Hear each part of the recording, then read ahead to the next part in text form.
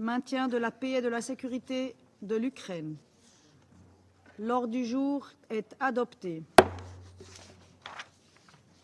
Conformément à l'article 37 du règlement intérieur provisoire du Conseil, j'invite les représentantes et représentants de l'Estonie, de la Finlande, de la Pologne et de l'Ukraine à participer à la présente séance. Il en est ainsi décidé. Conformément à l'article 39 du règlement intérieur provisoire du Conseil, j'invite également M. Miroslav Jenka, sous-secrétaire général pour l'Europe, l'Asie centrale et les Amériques, au département des affaires politiques et de la consolidation de la paix et au département des opérations de paix à participer à la présente séance. Il en est ainsi décidé.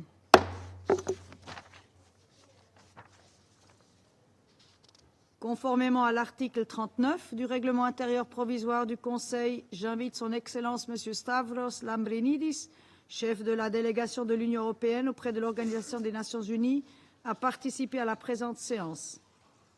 Il en est ainsi décidé. Le Conseil de sécurité va maintenant aborder l'examen du point 2 de l'ordre du jour.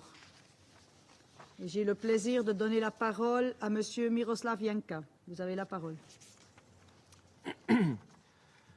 Madam President, since the last time we briefed this Council, Russia's relentless systematic attacks have continued to bring immense suffering to the people of Ukraine. Civilian casualties and extensive damage to critical civilian infrastructure are reported daily, with Donetsk, Kharkiv, Kherson, Mykolaiv and Sumy regions of Ukraine bearing the brunt. Attacks over the weekend and this morning resulted in several casualties in Zaporizhia and Kryvyi Rih. On 15 and 16 October, attacks in Donetsk, Kharkiv, Mykolaiv and Kherson regions of Ukraine resulted in civilian casualties and damage to residential buildings and a school, according to local authorities.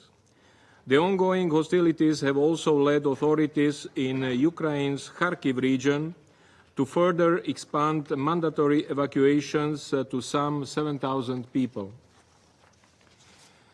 While the worst impact of the war continues to be felt in the frontline communities of eastern and southern Ukraine, death and destruction is also a daily occurrence away from the areas of active fighting. This includes residential areas of the capital Kyiv, which was again targeted with drones this morning and over the weekend. On 16 October, Kyiv was reportedly attacked by over 130 drones. Lviv in the west of Ukraine and Odessa in the south have also been repeatedly hit with multiple civilian casualties.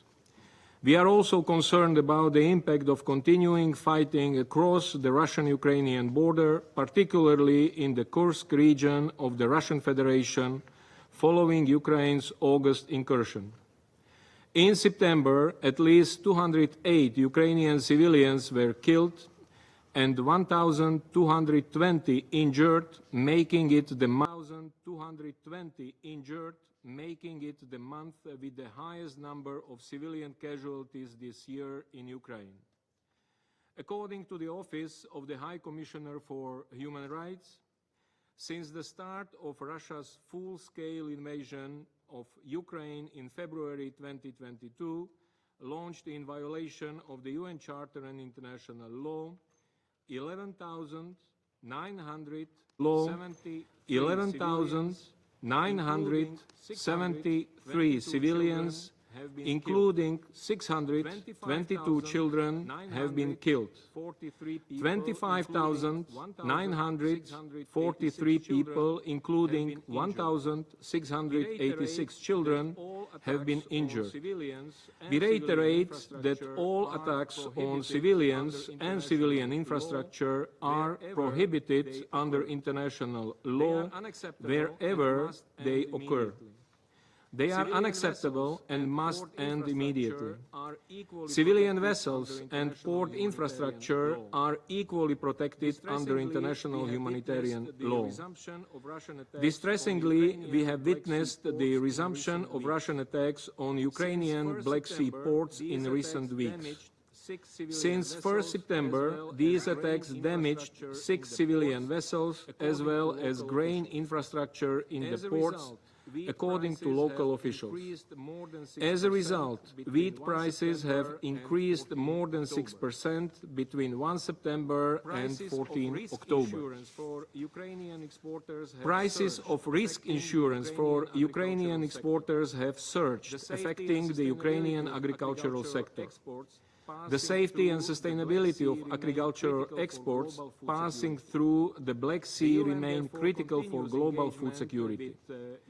The UN therefore continues engagement with Ukraine, the Russian Federation and Turkey, as well as other stakeholders in support of freedom and safety of navigation in the Black Sea. Madam President, systemic Russian attacks on Ukraine's energy infrastructure have become one of the defining, abhorrent hallmarks of this war. The large-scale destruction and interruption of power and water supplies throughout the country will likely worsen the living conditions for millions of Ukrainians through the third winter of this war.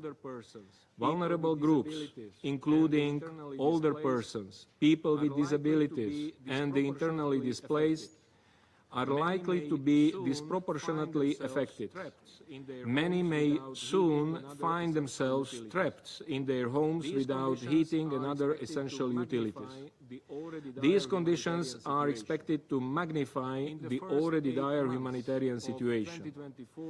In the first 8 months of 2024, some 7.2 million people have received humanitarian assistance in Ukraine. However, we remain deeply concerned about the 1.5 million people who we have been unable to properly reach in parts of Donetsk, Kherson, Luhansk and Zaporizhia regions of Ukraine, currently occupied by the Russian Federation. We renew our call for the safe, rapid and unimpeded passage of humanitarian relief to all civilians in need in accordance with international humanitarian law. We also renew our call for donors to increase and accelerate flexible funding for the humanitarian needs and response plan. Only just over half of it has been funded. Madam President, widespread and systemic reports of torture of Ukrainian prisoners of war remains a grave concern.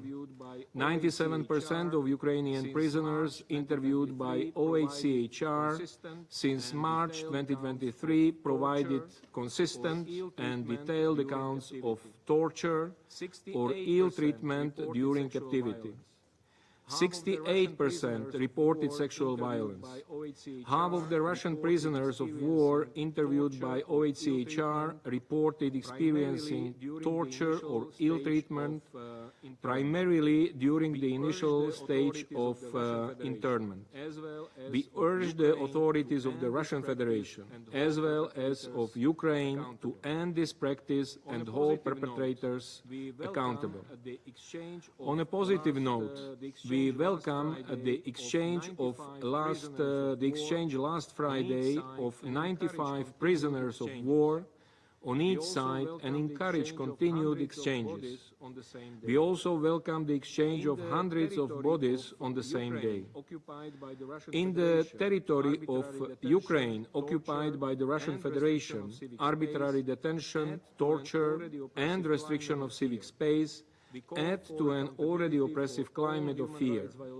We call for accountability for all human rights violations in line with international norms and standards. Madam President, as long as the war continues, the safety and security of Ukraine's nuclear site remain in jeopardy. The situation at Ukraine's Zaporizhia nuclear power plant is particularly precarious. Reported regular explosions, drone attacks, gunfire, and repeated interruptions of external power supply increase the risk of a nuclear accident. The International Atomic Energy Agency has also been monitoring the impact of reported military activities in the vicinity of Russia's Kursk nuclear power plant. Preventing a nuclear accident during the war is vital. Attacking a nuclear power plant is unimaginable and unacceptable. We continue to appeal for maximum restraint by all involved. Madam President, the Security Council's open debate on women, peace and security later this week will highlight the crucial contributions of women to peace and security. We urge the full and equal participation of Ukrainian women in all efforts towards a better future of their country. Next month will mark 1,000 days of this devastating war. A war that continues to cause deep human suffering, threatens regional stability, and worsens global divisions. The Pact for the Future commits all of us to work towards a future of hope, cooperation, and peace. This commitment to work for peace also requires more efforts for peace in Ukraine. The United Nations stands ready to support all meaningful efforts towards a just, comprehensive and sustainable peace in Ukraine in line with the UN Charter, international law and resolutions of the General Assembly. Thank you. I thank Mr. Janša for his briefing. I now give the floor to those council members who wish to make statements. I give the floor to the permanent representative of Slovenia. Thank you very much, Madam President. I would also like to thank Assistant Secretary General Janša for his contribution, and I welcome the participation of Ukraine, Poland, Estonia, Finland and the European Union at this briefing. Madam President, in the past months, we have been witnessing spiraling violence in the war on Ukraine. Russia's drones, glide bombs and ballistic missiles continued to systematically eradicate Ukraine's civilian infrastructure. The aerial attacks were intensified during the summer months, causing the highest number of civilian casualties in almost 2 years. This culminated on August 26, when Russia launched its largest aerial attack since the start of the war, with 236 missiles and drones. Colleagues, we are witnessing a striking escalation of this war on multiple fronts. Civilian casualties are on the rise, critical civilian infrastructure is collapsing, vessels carrying Ukraine grain are being attacked, and battlefields are expanding. The situation is growing worse by the minute, and there are signs of further intensification of the war.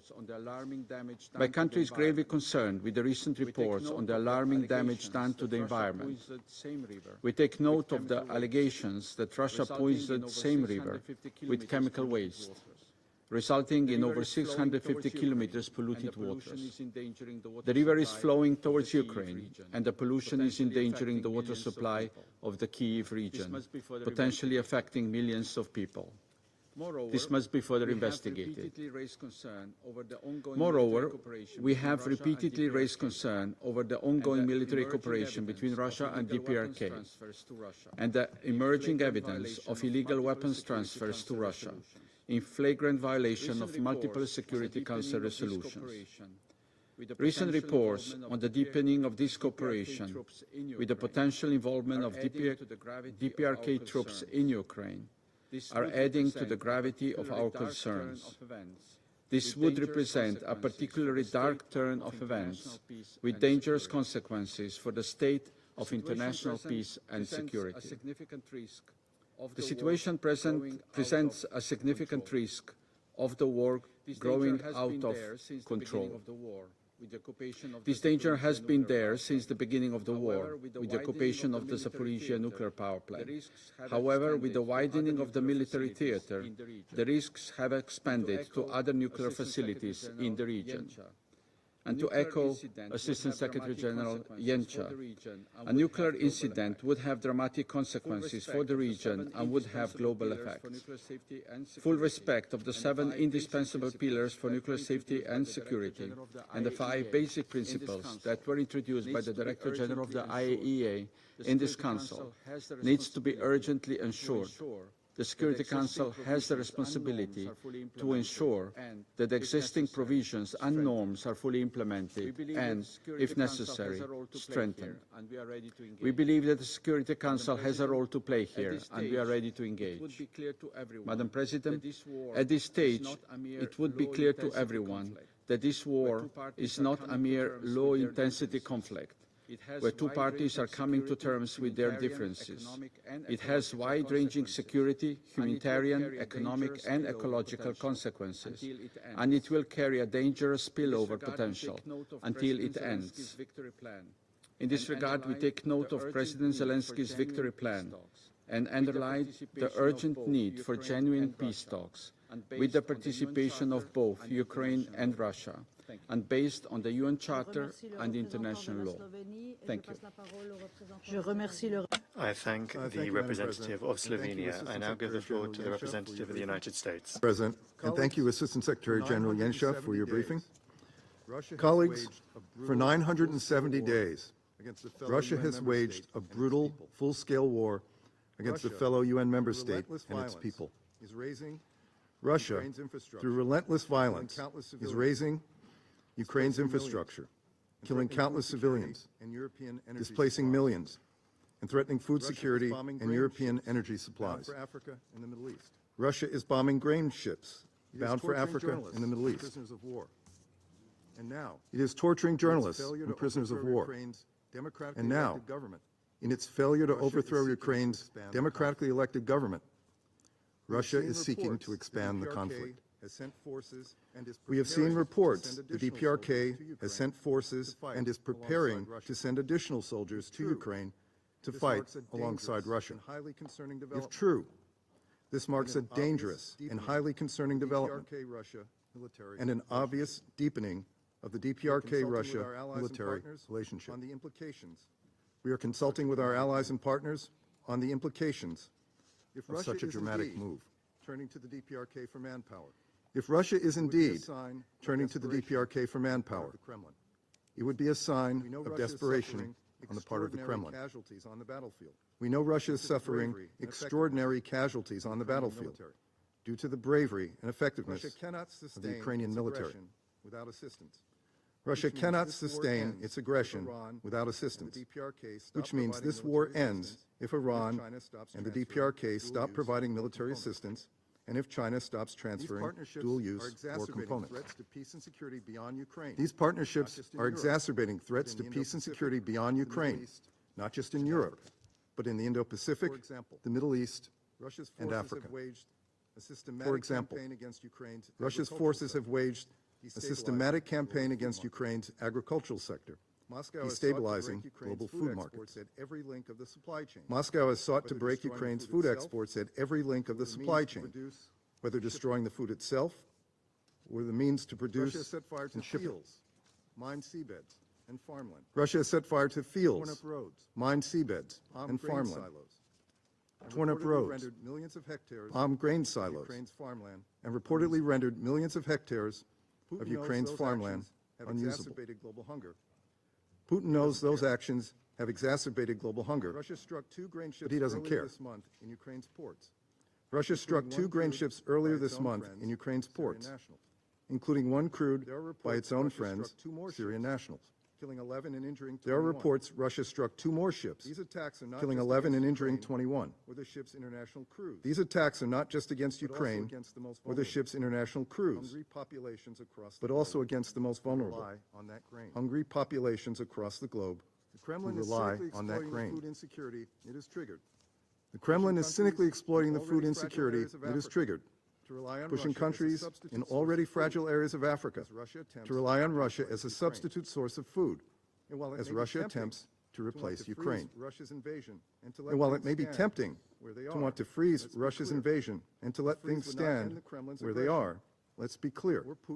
A freeze would not end the Kremlin's aggression or Putin's threats to global peace.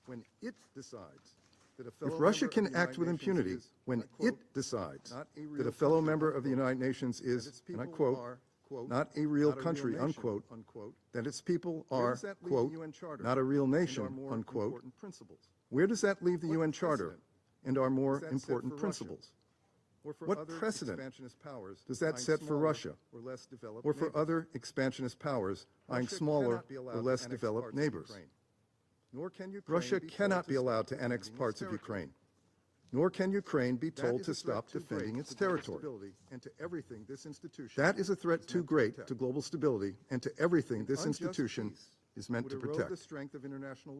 An unjust peace would erode the strength of international law, the fundamental principles of respect for sovereignty, territorial integrity, and the independence of states within the international system. An unjust peace would invite further conflict. An unjust peace would be no peace at all. Madam President, the United States still believes in the bedrock principles of international law. These principles have conveyed a great benefit to mankind, helping to bring about a more just and peaceful world. We must not and will not accept the destruction of those principles by Russia or any other opportunistic expansionist power, whether they sit on this council or not, or whether they condemn Russia's invasion or not. The greatest insurance we have against another war is if Russia's illegal invasion of its neighbor fails, its troops withdraw from Ukraine's sovereign territory, and we give the Charter and the principles of sovereignty and territorial integrity their full meaning. Thank you, Madam President.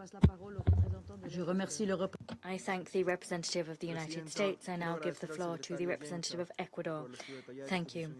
Madam President, I wish to thank Assistant Secretary Gentil for the detailed briefing received. I also recognize here among us in the chamber the representatives of Ukraine, Poland, Finland, Estonia, and the European Union. Ecuador reiterates its concern at the continued worsening of humanitarian and security conditions in Ukraine. That is a direct result of the ongoing hostilities. 2.5 years, more than 2.5 years since the beginning of the invasion of Ukraine, the conflict continues to trigger immense human suffering.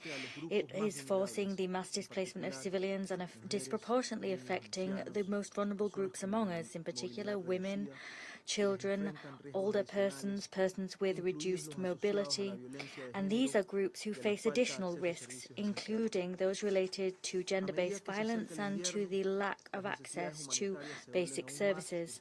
As winter draws near, humanitarian needs are becoming all the more pressing. As has been reported, the systematic destruction of energy infrastructure in Ukraine is imperiling the safety of millions of people who are already weathering precarious conditions. Ecuador reiterates its repudiation of attacks against civilian populations and critical infrastructure, including hospitals, schools, and electricity grids. These acts constitute violations of international humanitarian law, whose principles of precaution, distinction, and proportionality must be upheld at all times and in all circumstances, and by all parties. It is vital that the international community redouble its efforts to guarantee the adequate financing of the humanitarian response plan from the United Nations, as well as the UN's rebuilding and recovery efforts and those undertaken by the UN's local and international partners. Safe, rapid and unimpeded humanitarian access must be guaranteed. In accordance with Resolution 2730, humanitarian organizations and rescue workers must be protected and must be given everything they need to assist communities at risk. Moreover, Ecuador urges the parties to refrain from any act which might increase risks surrounding nuclear sites in Russia and Ukraine.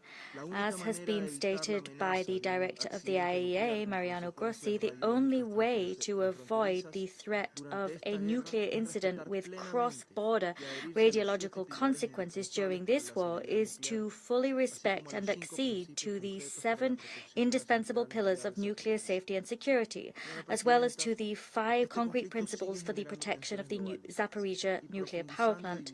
Madam Chair, this conflict continues to produce global tensions and widen divisions which hamper cooperation and dialogue at a time when the world needs to display greater unity.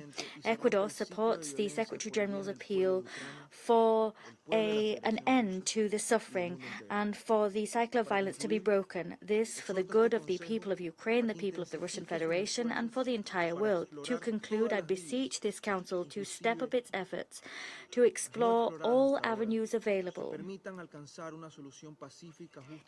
including those not yet explored, such as to achieve a peaceful, just, and sustainable solution in accordance with the principles enshrined in the United Nations Charter, international law, and with full respect for the sovereignty, independence, and territorial integrity of Ukraine within its internationally recognized borders. Thank you.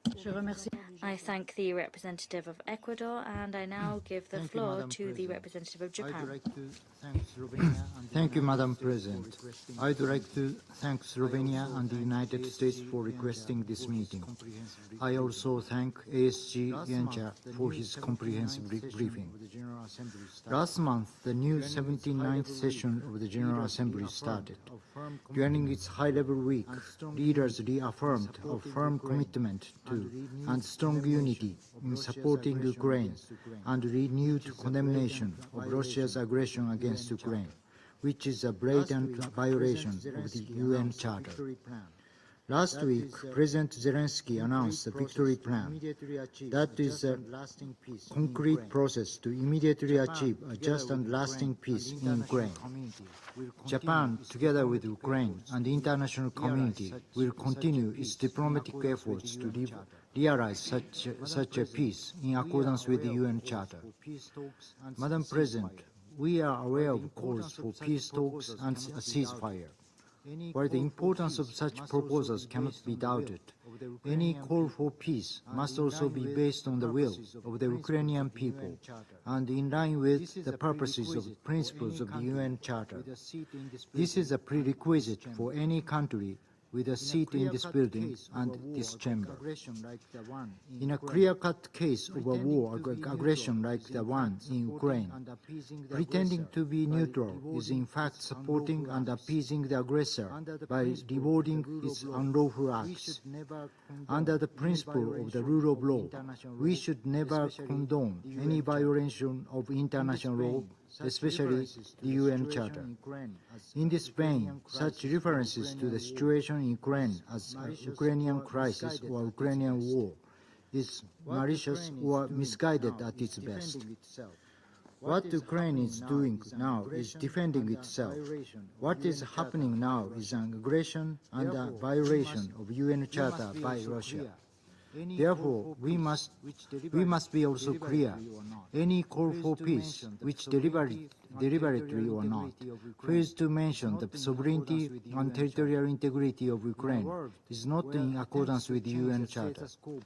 In a world where attempts to change the status quo by force were allowed and rewarded, no one could possibly think that they would not be affected.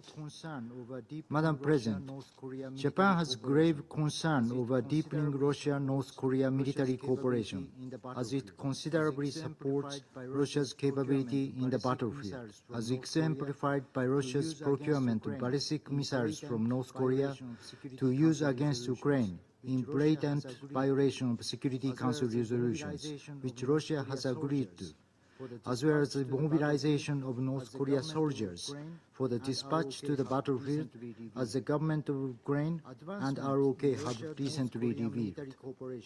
Advancement in Russia-North Korean military cooperation is extremely alarming, as it leads to further deterioration in the situation in Ukraine, and is assumed that North Korea gains more in return. Furthermore, we are deeply concerned about Iran's transfer of Iranian ballistic missiles to Russia. Any act of supporting Russia's violation of the UN Charter is unacceptable. The aggressor must withdraw immediately and unconditionally. This is the only way to restore peace based on the UN Charter. This is what the overwhelming majority of the UN General Assembly has been calling for. Madam President, Ukrainians will soon face another winter as they fight against Russia's aggression. The attacks on civilian objects are another violation of international humanitarian law. Once again, we would like to reiterate our strong solidarity with the people of Ukraine and fulfill our commitment to support the country. This should not only mean a short-term help, but also a long-term effort to rebuild people's lives and the country as a whole. We continue to provide our support with the public and private sectors working together by making use of everything available. Japan will stand with Ukraine so that peace and justice will prevail. I thank you. I thank the representative of Japan, and I invite the representative of France to take the floor. Madam President, I wish to thank Mr. Zhencha for his briefing.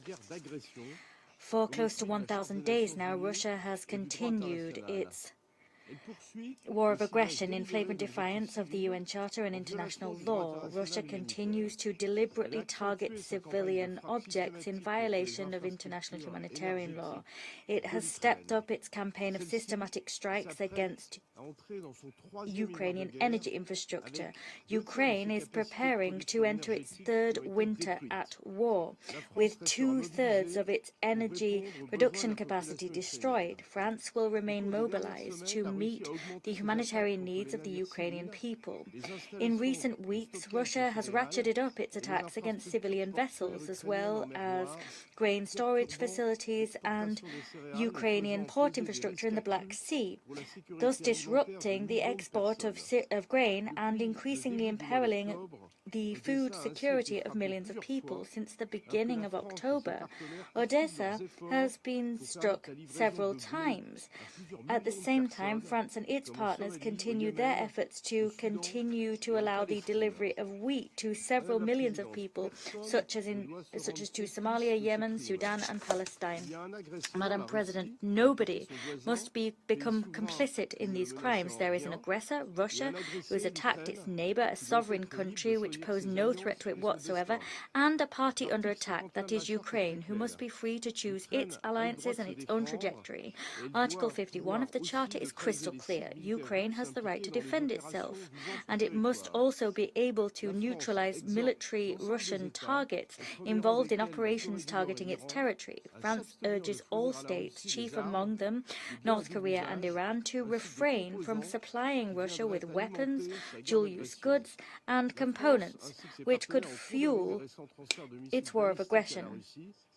France and its partners have condemned recent transfers of ballistic missiles to Russia. These constitute a direct threat to European security, and these are also violations of Security Council resolutions. The deployment of North Korean soldiers, if true, would constitute an additional escalation to the conflict.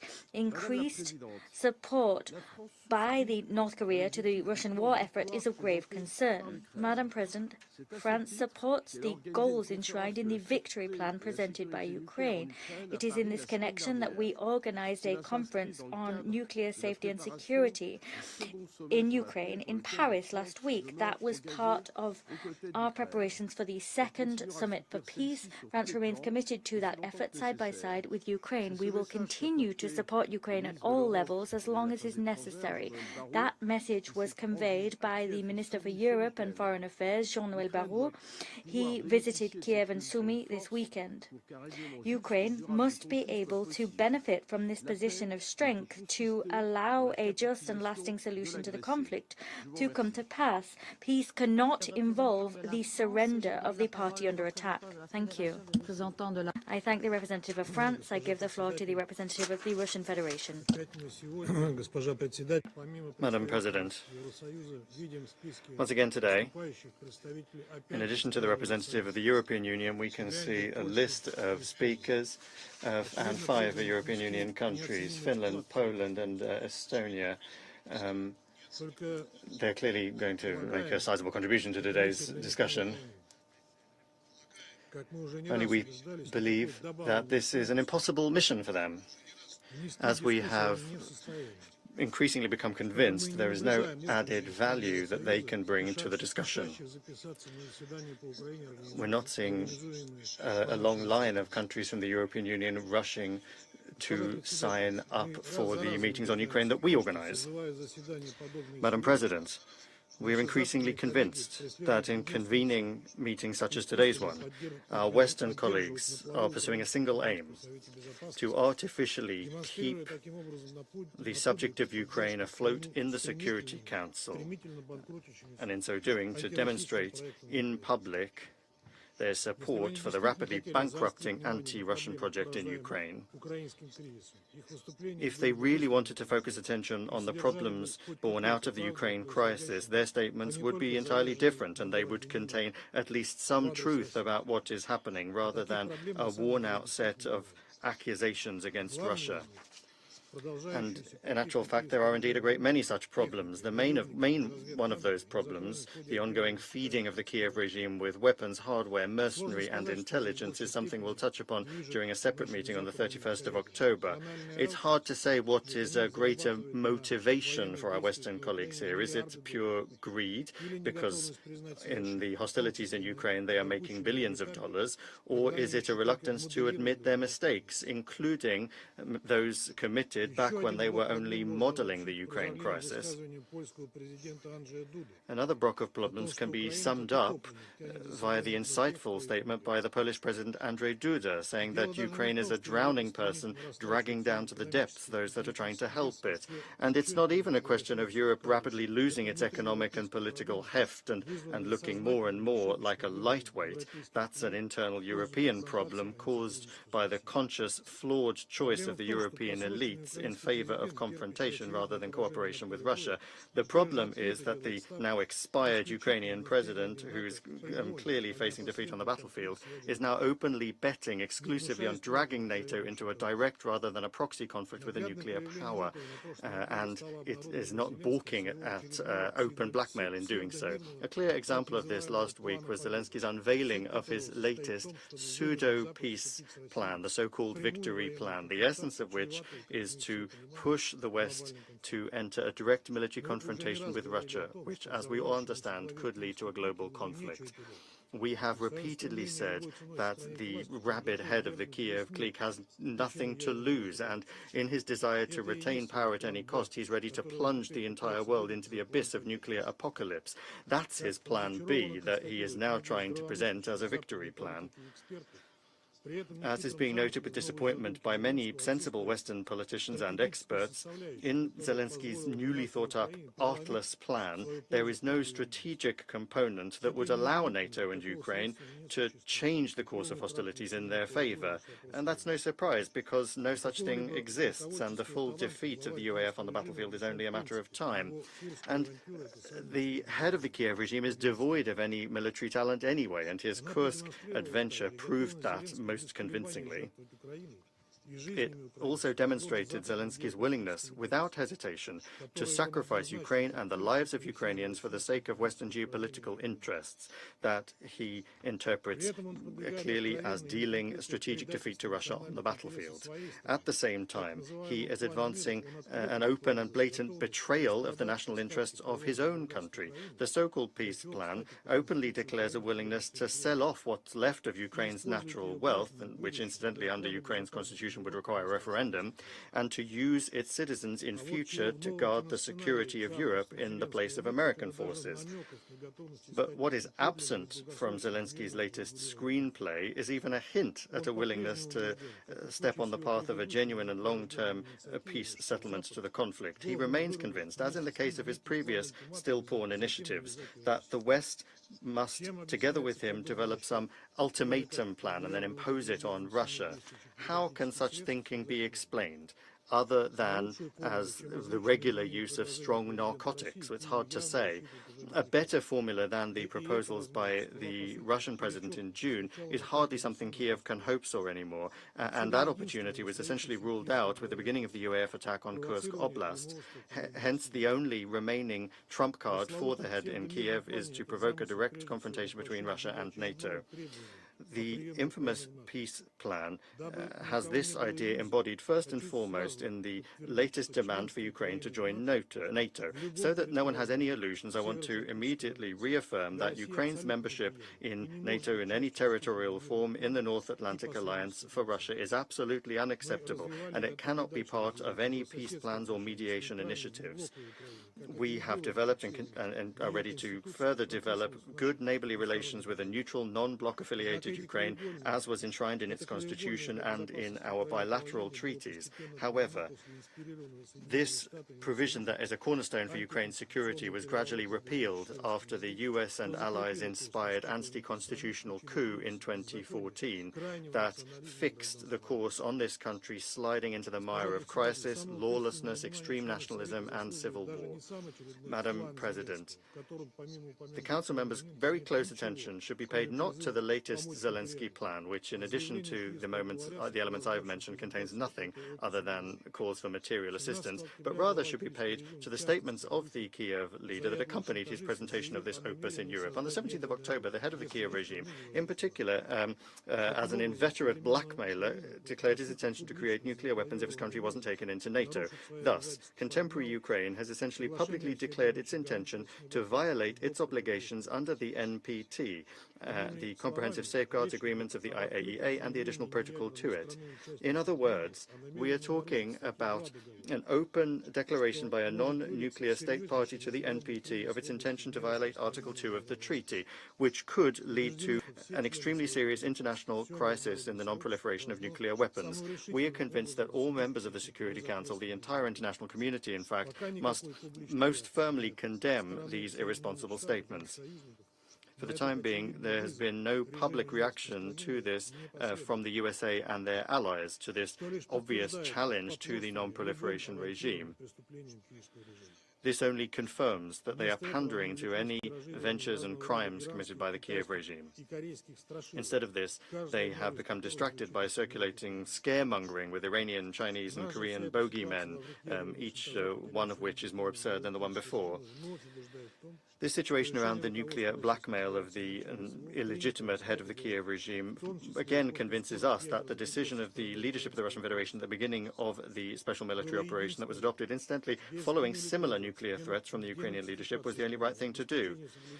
Without the demilitarization, the denazification of Ukraine and ensuring the human rights and freedoms as applies to all of its citizens, the security threat to our country cannot be eliminated.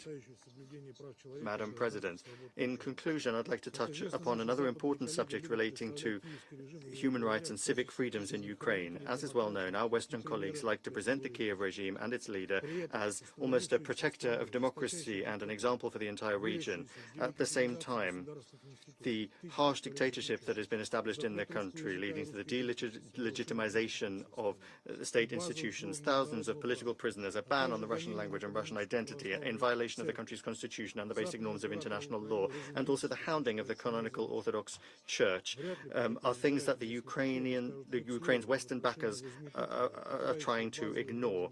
With such selective blindness, the West is hardly going to say anything in relation to the outrageous incident and the trampling of the norms of morality that would be established by any religion, the events that took place in the siege of the St. Michael's Cathedral last week in Cherkasy. We were warned that when Ukraine adopted a law that contradicted the norms of international law and the UN Charter, banning the canonical Ukrainian Orthodox Church, raids on churches and the uses of violence against parishioners would soon follow.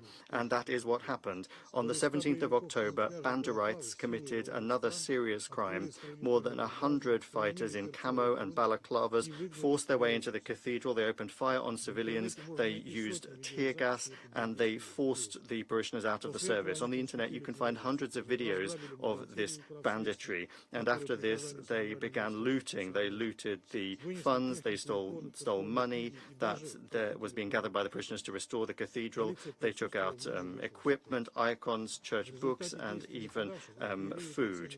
And the police were there, but they didn't intervene in the situation. As a result of the attackers' actions, the prelate of the UOC, Metropolitan Feodosy, received a concussion. The mayor of the city cynically called what happened a voluntary movement of the community under the jurisdiction of the Orthodox Church of Ukraine. That is the level of moral degradation that Ukrainian society has achieved, or rather a part of it. We call on the relevant organizations of the UN system to unambiguously condemn the hounding by the Kiev neo-Nazis of Orthodox parishioners, and for the West to end their encouragement of Kiev to commit these barbaric acts. Our Western colleagues need to understand that responsibility for the actions of the regime that they cultivated is also something that they bear, and they will not be able to hide these crimes from their own publics. Thank you. I thank the representative of the Russian Federation. I now give the floor to the representative of Mozambique. We thank Slovenia and the United States for requesting this meeting. We thank Slovenia and the United States for requesting this meeting. We also wish to thank Assistant Secretary General Miroslav Jenča for his comprehensive briefing and invaluable insights. We welcome the representatives of Ukraine, Poland, Finland and Estonia in today's meeting. Madam President, we convene once again today to deliberate on the situation in Ukraine. The frequency of our meetings on this matter underscore both the gravity of the situation and this Council's unwavering commitment to addressing this critical issue. The deteriorating situation in Ukraine and the necessity of staying focused on this issue highlights the significant challenges this Council faces in addressing and fulfilling its mandate. The gravity of these challenges cannot be overemphasized. The ongoing conflict has led to catastrophic and unprecedented consequences. As is tragically common in all conflicts, civilians continue to bear the brunt of the hostilities.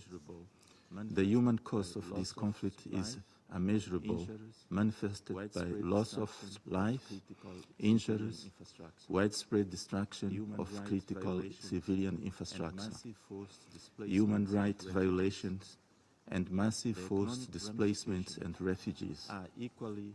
The economic ramifications are equally staggering, further complicating efforts to stabilize the region. Of particular concern is the risk of nuclear incidents.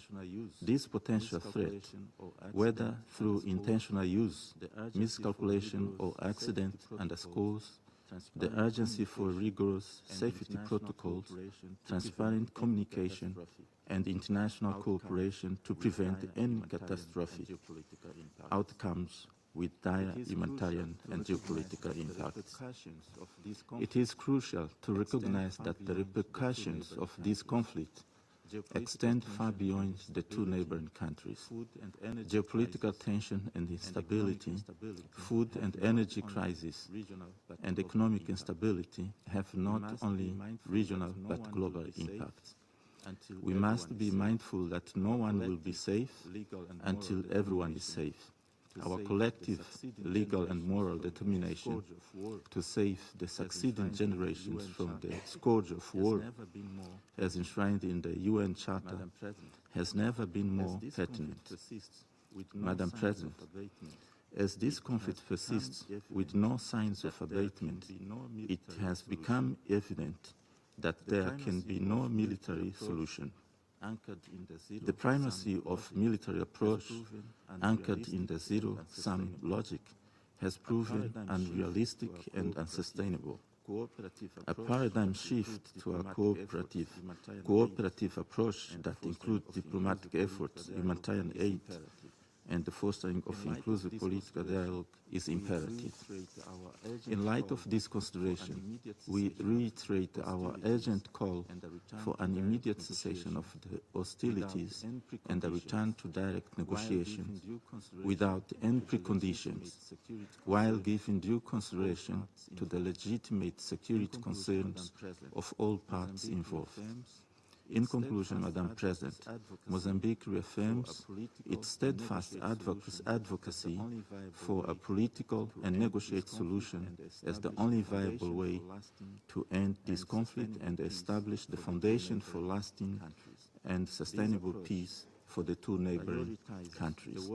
This approach prioritizes the well-being of all affected and seeks a resolution that upholds the dignity and aspirations of both nations. I thank you, Madam President.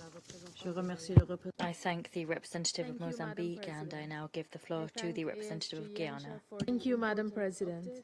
I thank ASG Yencha for the important update and welcome the participation of the representatives of Ukraine, Poland, Finland, Estonia, and the European Union in today's meeting. Guyana again registers its alarm at the recent intensification of attacks in the frontline regions of Donetsk, Kharkiv, and Kherson. Amid the rising hostilities and destruction of towns and villages, we continue to call for de-escalation and an immediate cessation of hostilities. These calls have been echoed by most UN member states, but continue to go unheeded. Meanwhile, we are seeing a doubling down on missile and drone strikes, which have destroyed schools, residential buildings, and other critical infrastructure. They have also resulted in rising casualty numbers on both sides of the front line, taking us closer each day to a misstep or miscalculation that would have catastrophic consequences. Such a scenario and the scale of human suffering endured in the past 2 years of conflict provide compelling reasons to find a peaceful solution. Guyana maintains that any lasting solution to the conflict will not be achieved through military action, but rather through diplomacy and good faith negotiations conducted in accordance with the provisions of the United Nations Charter and international law. We call on the Russian Federation to withdraw its military forces from the internationally recognized territory of Ukraine. Madam President, the time has come for the world to make more concrete efforts to end the war. We commend the efforts of those seeking to find a peaceful resolution to the conflict and urge the parties to commit to a serious political and diplomatic process towards ending the conflict. In the interim, we demand that they take all necessary measures to protect civilians and critical infrastructure and to comply fully with their obligations under international law, including the United Nations Charter and international humanitarian and human rights law. We also stress the need for accountability for the ongoing violations as a critical element on the path to peace. We further call upon the Russian Federation to allow unfettered humanitarian access to the people in need of humanitarian assistance in the occupied territories and to sign an action plan with the United Nations to end and prevent grave violations against children. In closing, Madam President, I once again reiterate Guyana's call for lasting peace in Ukraine and pledge our continued support towards all efforts aimed at achieving a peaceful and a sustainable end to this war. I thank you. I thank the representative of Guyana. I give the floor to the representative of Algeria. Thank you, Madam Chair. Allow me at the outset to thank Assistant Secretary General Mr. Miroslav Yencha for his insightful briefing. We convene today, yet again, while the war in Ukraine continues to kill more innocent civilians, forcibly displacing many others to seek safe shelters for them and their families, while also causing additional material losses and destruction to the infrastructure. This war has had a heavy toll on both sides.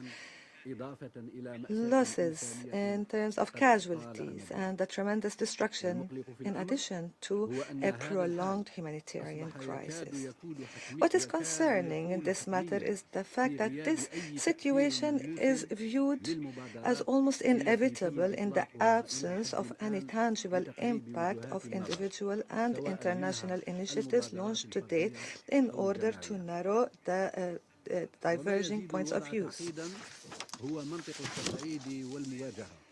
What complicates the matter further is this logic of escalation and confrontation adopted by both sides, as well as the logic of polarization that continues to overshadow the tensions and the interactions among the various major actors. Algeria has repeatedly warned that if this situation persists, it will only and it will never lead to any other different outcome than the one we are witnessing today, namely an outcome that can be described as an ever-worsening situation.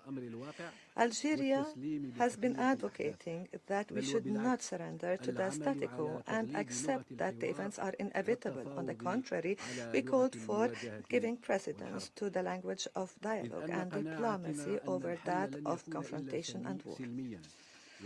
We truly believe that the solution can only be a peaceful solution that can be reached through dialogue, a dialogue that is inclusive for both sides and constructive, that prioritizes the end of the war and the bloodshed away from geopolitical considerations and narrow interests. It should be a dialogue that is premised on full respect and compliance with the principles and objectives of the UN Charter and the international law that we all agree are fair and should prevail. It should be a dialogue that prioritizes addressing the root causes for this conflict and giving due attention to the security concerns of both sides to ensure a lasting solution for this conflict. The conflict that is not a source of concern or a security threat to the region alone, but has economic repercussions that burden the world as a whole, particularly developing countries. Accordingly, and in an attempt to narrow the diverging viewpoints and to create the conditions that are conducive for a solid foundation that would facilitate dialogue among the two parties, between the two parties, Algeria engaged last September in a new initiative led by China and Brazil in order to strengthen and promote consultations at all levels and with all parties. Through this initiative, the group of Friends of Peace was established at the level of permanent representatives in New York in order to enhance the understandings towards supporting global efforts aiming at achieving lasting and just peace. Algeria stands ready to provide all necessary support towards reaching a peaceful and final settlement for this conflict to allow security to prevail in the region. Thank you. I thank the representative of Algeria. I give the floor to the representative of the United Kingdom. And I thank ASD Yencha for his briefing. Colleagues, when we speak about the security situation in Ukraine, we need to be clear. This affects us all. Russia's invasion is a violation of the international rules-based system and the UN Charter, upon which our collective prosperity and security depends. Russia has struck at the heart of the UN Charter, which this Council has pledged to uphold. This has consequences for every country, wherever they are in the world. It is with deep concern, therefore, that I draw to this Council's attention reports of DPRK's growing involvement in the war. It is highly likely that the DPRK has agreed to send combat troops in support of Russia's war against Ukraine. It seems that the harder Putin finds it to recruit Russians to be cannon fodder, the more willing he is to rely on DPRK in his illegal war. This is the latest development in an ever-deepening military relationship between Russia and the DPRK, which has implications for regional and international security.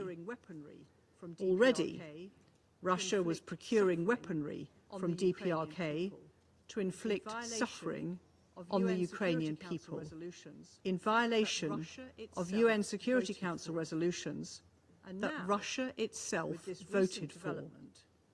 And now, with this recent development, we can be certain that the DPRK leadership will ask a high price from Russia in return. I also draw the Council's attention to Russia's recent strikes upon commercial grain ships in the Black Sea and civilian port infrastructure. Whether deliberate or incompetent, these actions demonstrate once again Russia's utter disregard for international law and global food security. Thanks to Ukraine's success in pushing back the Russian Black Sea fleet, it has resumed grain exports to destinations all over the world, from Turkey to Egypt to China. But Russia's actions pose a serious risk to grain prices and the willingness of commercial shipping companies to operate in the Black Sea. These attacks must cease immediately.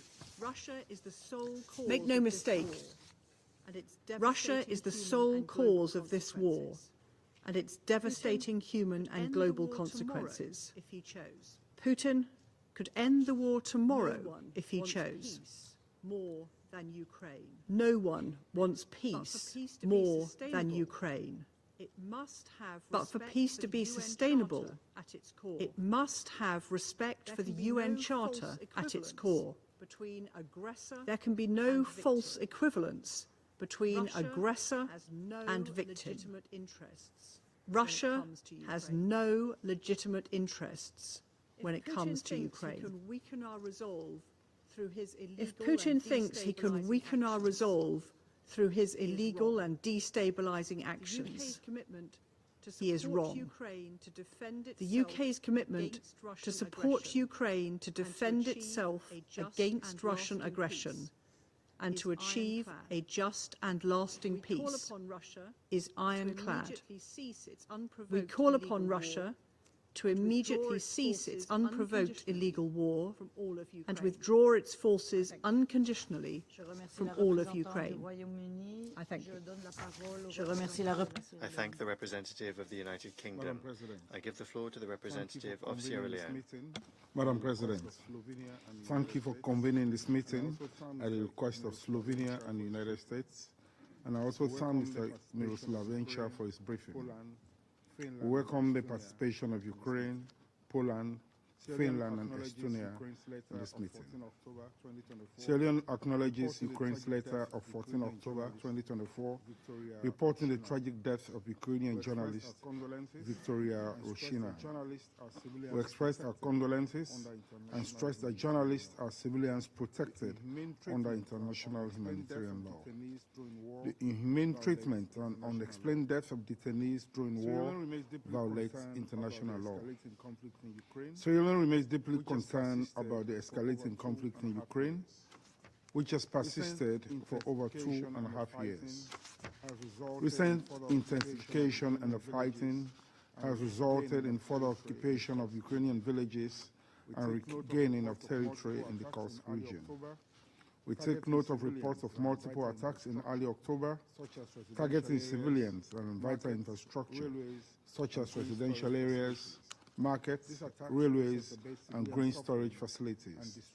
These attacks exacerbate civilian suffering and disrupt essential services.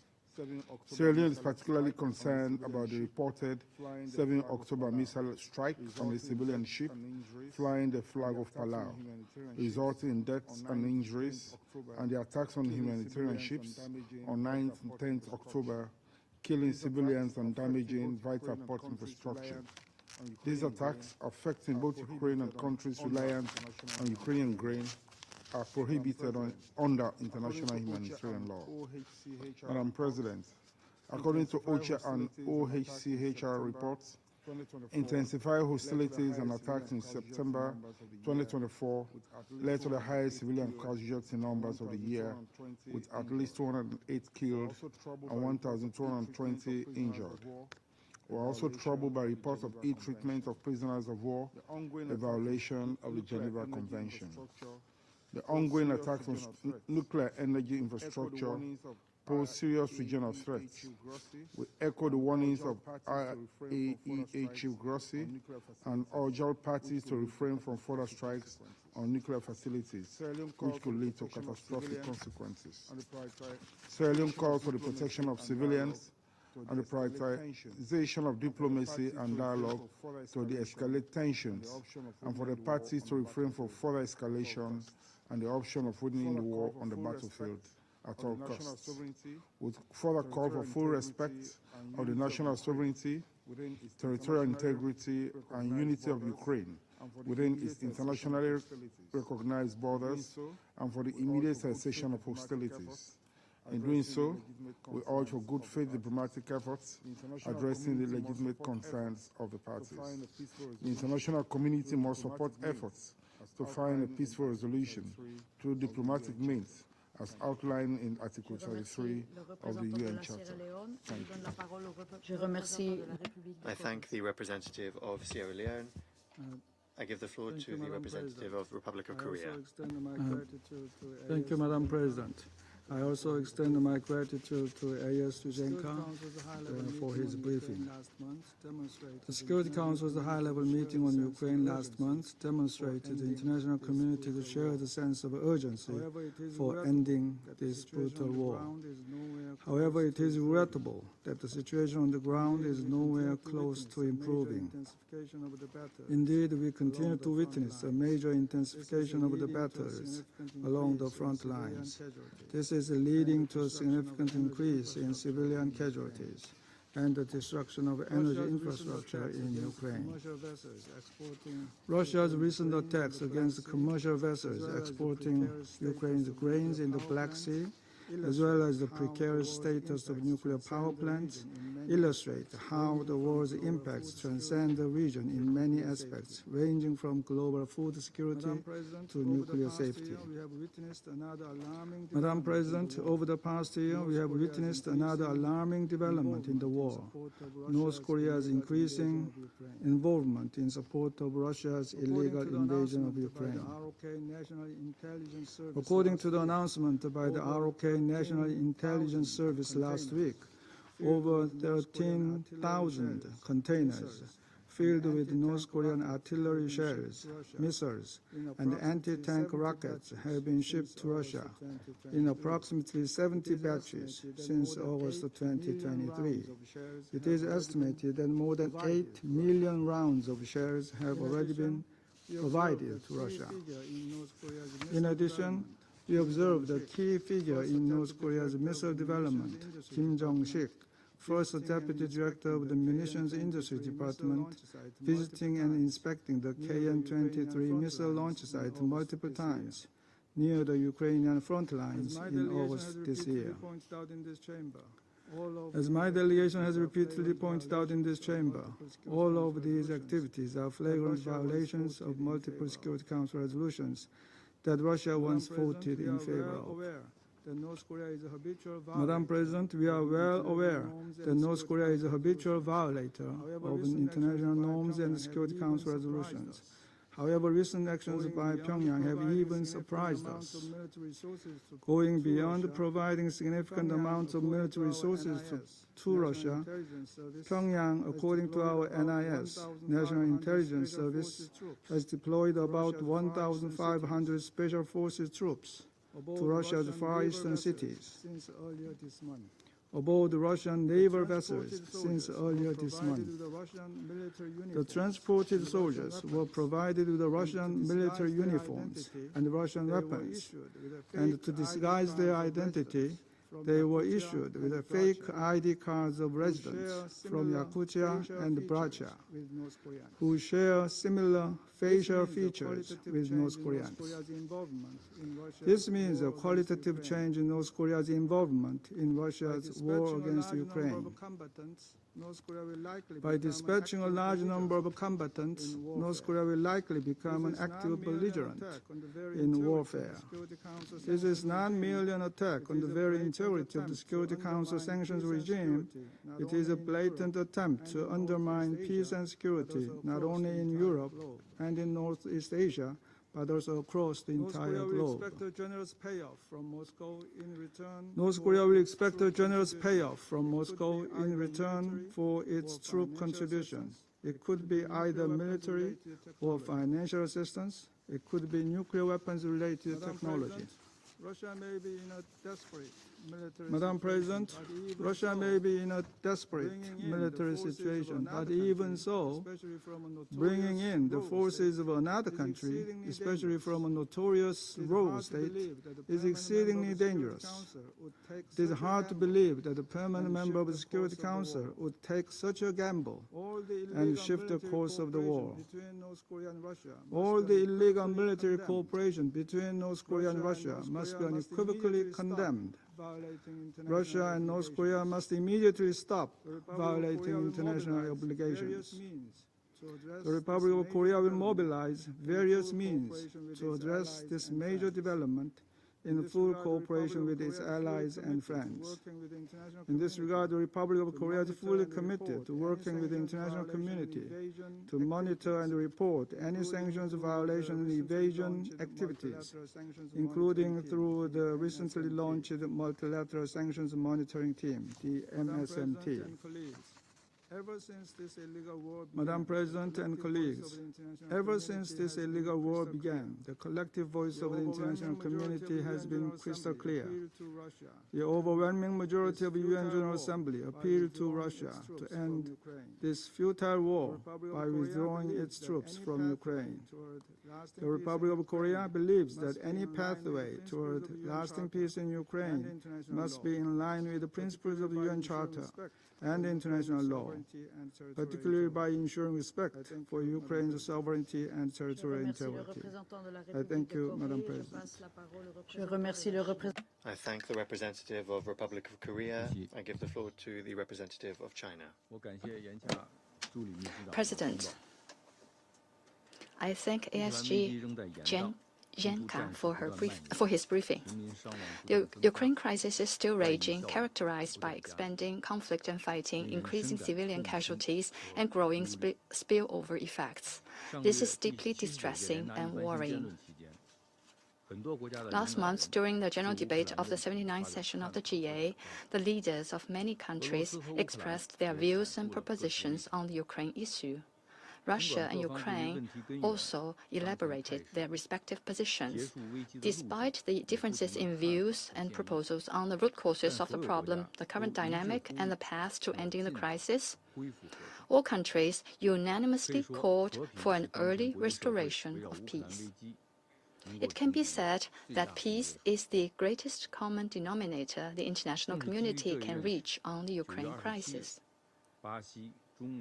It is precisely based on this understanding, on September 27th, 17 countries of the Global South, including Brazil, China, Egypt, Indonesia, South Africa, and Turkey, on the margins of the general debate, held a ministerial meeting on the Ukraine crisis. France, Hungary, and Switzerland also participated as observers.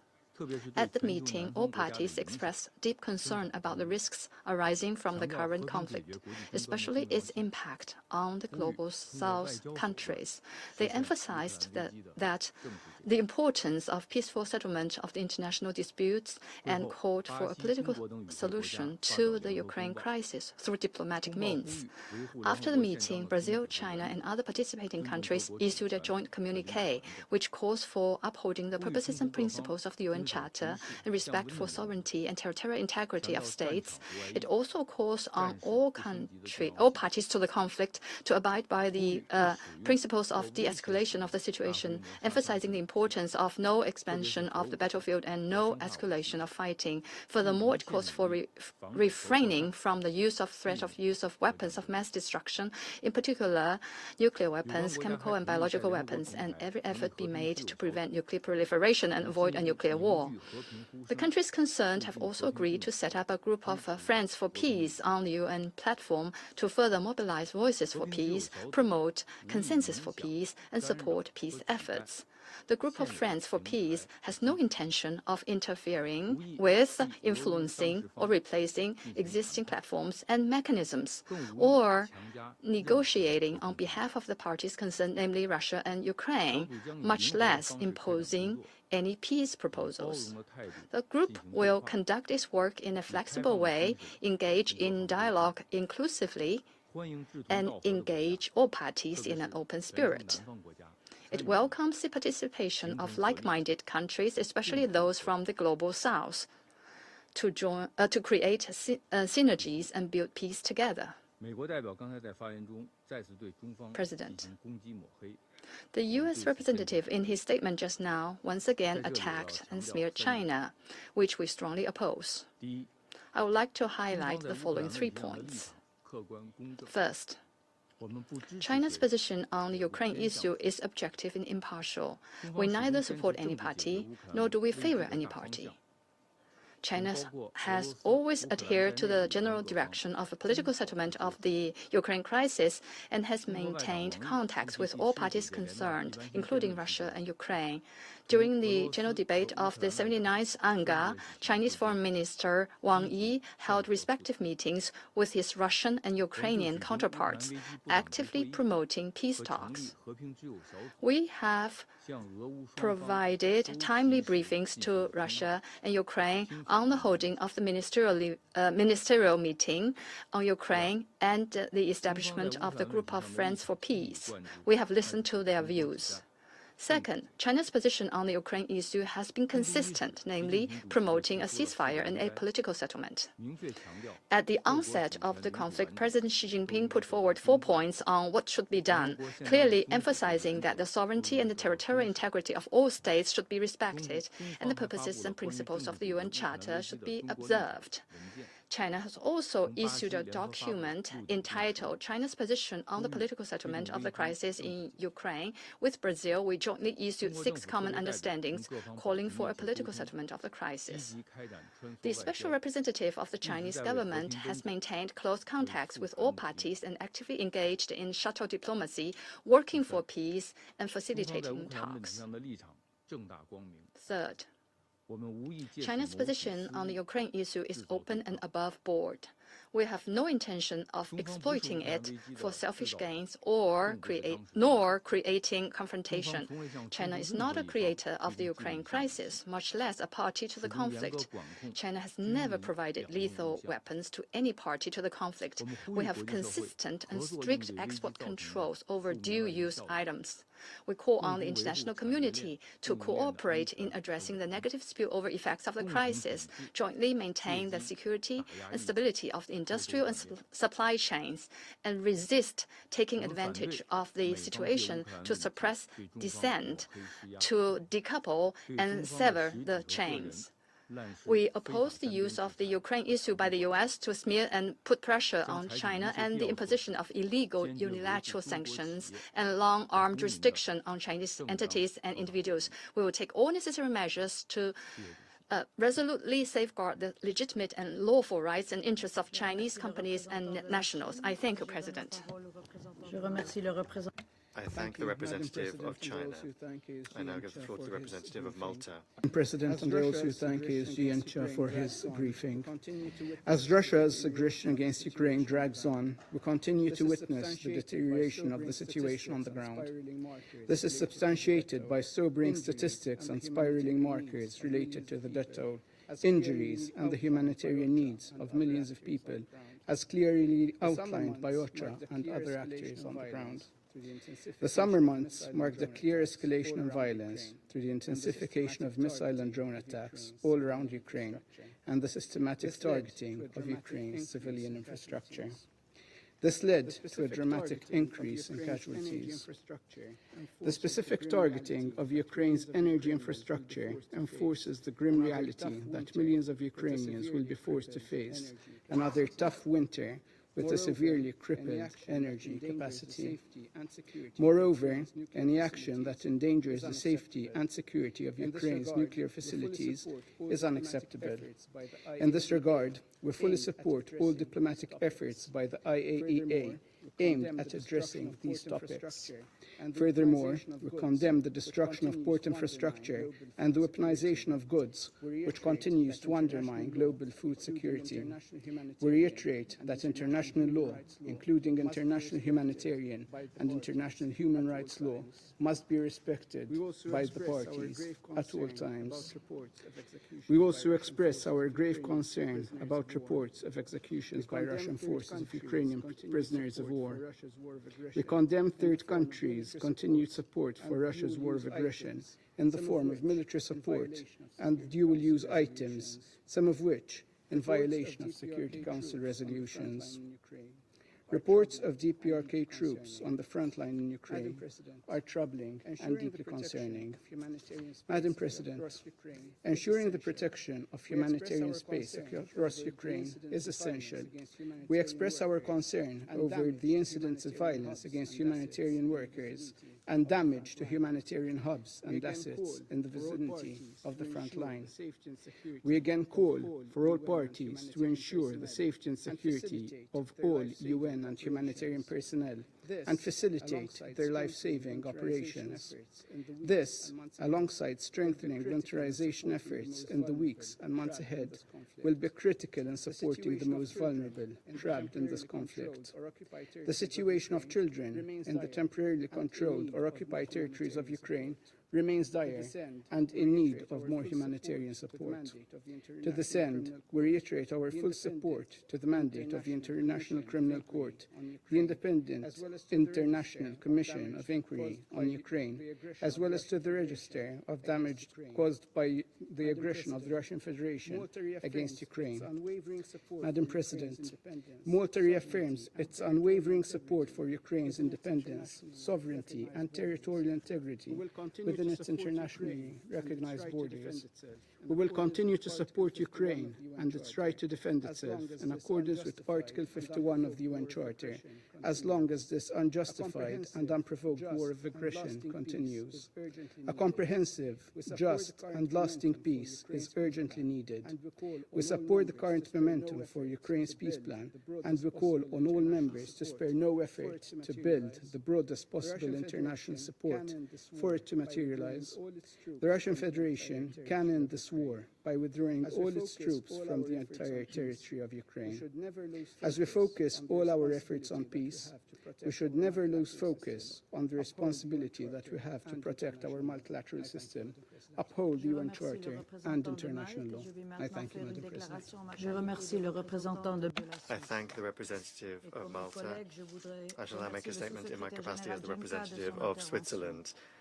Like my colleagues, I would like to thank SG Jenka for his briefing. Dear colleagues, as we fast approach the grim milestone of 1,000 days of Russia's military aggression against Ukraine, we are reminded every day of the profound impact this war is having on the lives of civilians. As we've heard today, last month saw the highest number of civilian casualties this year. This confirms a worrying trend in recent months. The significant increase in the number of civilian casualties and damage to civilian infrastructure. Switzerland condemns Russia's military aggression against Ukraine. The high number of attacks, particularly affecting communities close to and on the front line in the regions of Donetsk, Kharkiv, Odessa and Zaporizhia, is alarming. The consequent destruction they cause to homes, schools, hospitals and other civilian infrastructure, including energy systems, must stop. In addition to their human toll, these actions obstruct humanitarian responses, create new waves of displacement, and pose risks for vulnerable populations, especially as winter approaches. The intensification of attacks on civilian port infrastructure and vessels also has a direct impact on global food security. We also remain concerned about the safety and security of nuclear facilities, in particular that of the Zaporizhia nuclear power plant, which are endangered by, among other things, the ongoing attacks on Ukraine's energy infrastructure. Switzerland continues to support the International Atomic Energy Agency in its critical work in Ukraine. We reiterate that attacks against civilians or civilian objects are prohibited. All parties must strictly respect international humanitarian law, in particular the rules on the conduct of hostilities, and ensure the protection of the civilian population as well as respect for human rights. We once again call on all parties to Russia to immediately cease all hostilities and withdraw its troops from the entire territory of Ukraine. We welcome the recent exchange of 190 prisoners of war, and we hope that other exchanges will follow. We once again call on Russia to immediately cease all hostilities and withdraw its troops from the entire territory of Ukraine. Switzerland further reiterates its dismay at the apparent continuation and intensification of external support for Russia's military aggression in contravention of the Council's resolutions on non-proliferation. Excellencies, to address the far-reaching consequences of this war, a coordinated international response is needed. We can all contribute to this. Switzerland is doing so on 3 levels: establishing a peace process, reconstruction, and responding to the urgent needs of the population, including through humanitarian aid. The Ukraine Mine Action Conference, jointly organized by Ukraine and Switzerland last week, is part of this commitment. As our President said, and I quote, "Living in peace also means being free from the fear of mines and remnants of war. Those not only pose an immediate threat to people, they also render agricultural land unusable, affecting food security not only in Ukraine, but also worldwide." We thank all the delegations who joined us in Lausanne and who are contributing to the long-term effort. With the final document of the conference, we have committed ourselves to collective action in this regard. As a member of the Security Council, Switzerland believes that this body has a responsibility and a duty to respond to the widely shared call for a just and lasting peace in Ukraine. We reaffirm our commitment to supporting peace efforts based on international law and the UN Charter, in particular the principles of territorial integrity and sovereignty. Switzerland continues to support the Secretary-General in the search for a peaceful solution and remains ready to contribute to all measures aimed at promoting peace in accordance with the UN Charter. I thank you. I resume my function as President of the Council. I now give the floor to the representative of Ukraine. The representative of the United States has requested the floor to make a further statement. I give him the floor. Thank you, Madam President. I'll be very, very brief just to respond to some remarks that were made.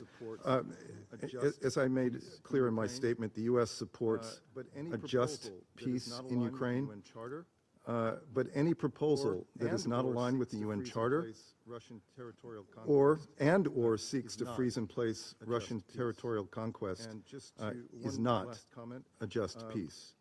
And just to one last comment, my delegation will continue to call out all countries, including China, that publicly that continue to aid Russia's industrial base. And we will continue to do so until that assistance stops. Thank you.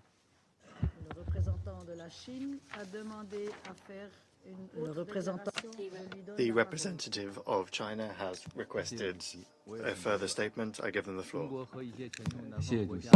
Thank you, President. I will also be very brief. China and some Global South countries have launched the group of Friends of Peace. That is for one purpose only, that is early peace in Ukraine and early restoration of peace in Europe. I hope that the U.S. representative and others will correctly understand the intention of China's efforts and that of other countries and will participate in our efforts. Thank you. The United States has asked for the floor to make another statement. I give the United States the floor once more. Thank you, Madam President. I'll just be very brief on this. As I said, we will support peace, but it has to be a just one. Thank you.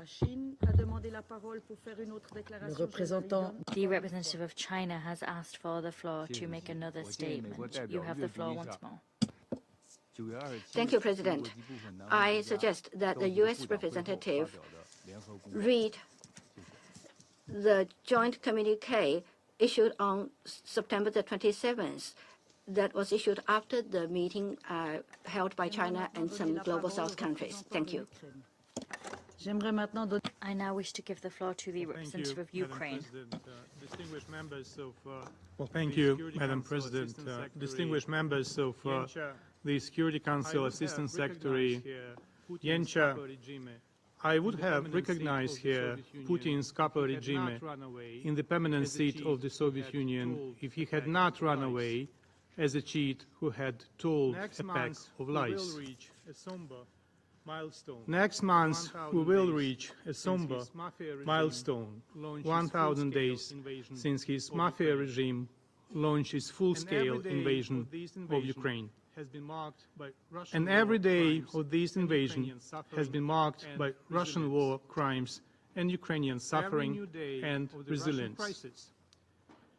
Every new day of the Russian crisis is a new blow to the prospects of a peaceful and secure future for the globe, not only because Russia strikes Ukraine, but also because it serves as a role model for other rogue states. Russia persists in escalating its missile and drone terror.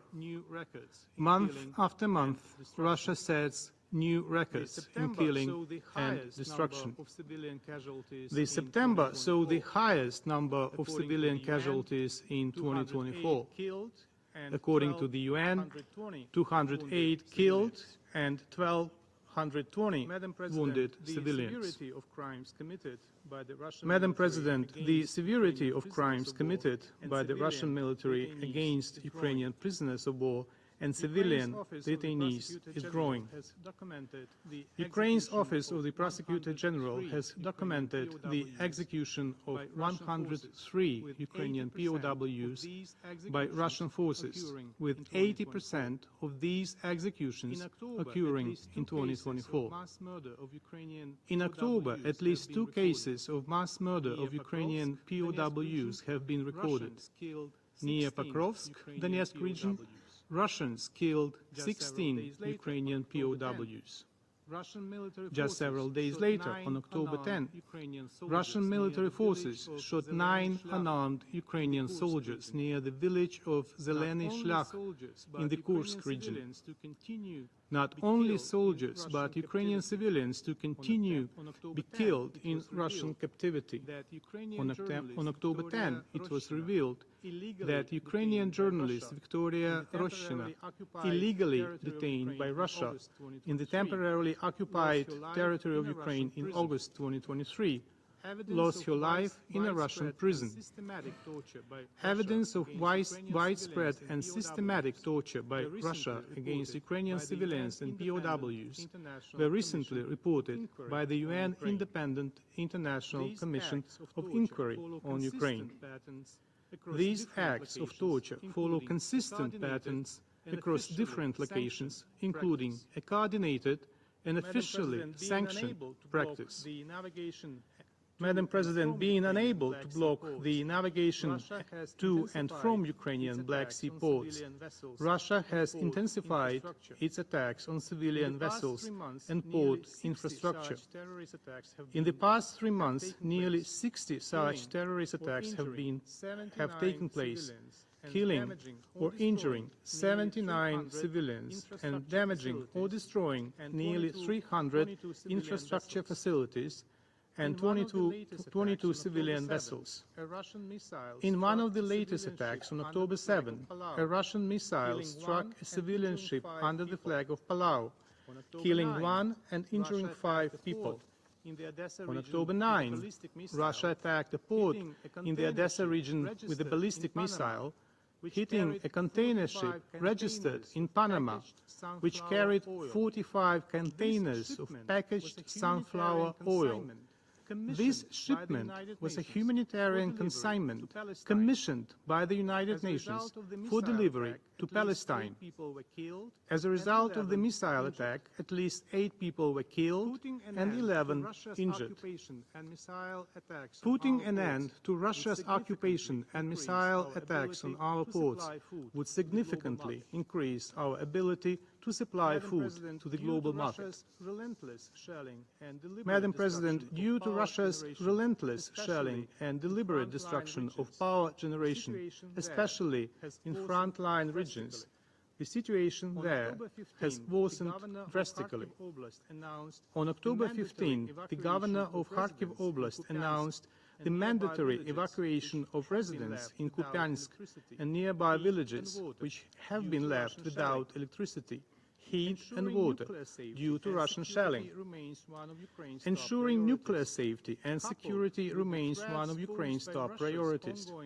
Coupled with the threats posed by Russia's ongoing occupation and militarization of the Zaporizhia NPP, its continued attacks on Ukraine's energy infrastructure produce serious risks to the safety and security of our nuclear facilities. Missile and drone strikes on energy installations jeopardized the power supply needed to maintain critical cooling systems at nuclear power plants. In turn, disruptions to the power supply for extended periods pose serious challenges to the safe operation of nuclear reactors, potentially leading to a dangerous overheating. Russia is planning attacks on Ukraine's NPPs and critical substations, aiming to disconnect the plants from the power grid. I call on all states to take a strong stance to prevent such a scenario, as it could severely increase the likelihood of a nuclear disaster.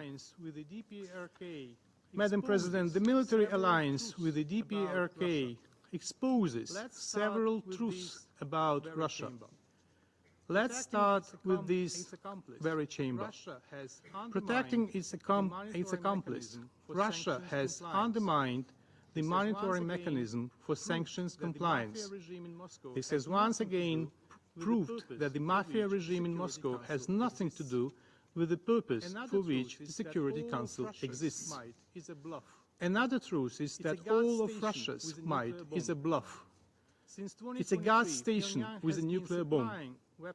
Since 2023, Pyongyang has been supplying weapons and munitions to Moscow, including ballistic missiles, in violation of multiple Security Council resolutions.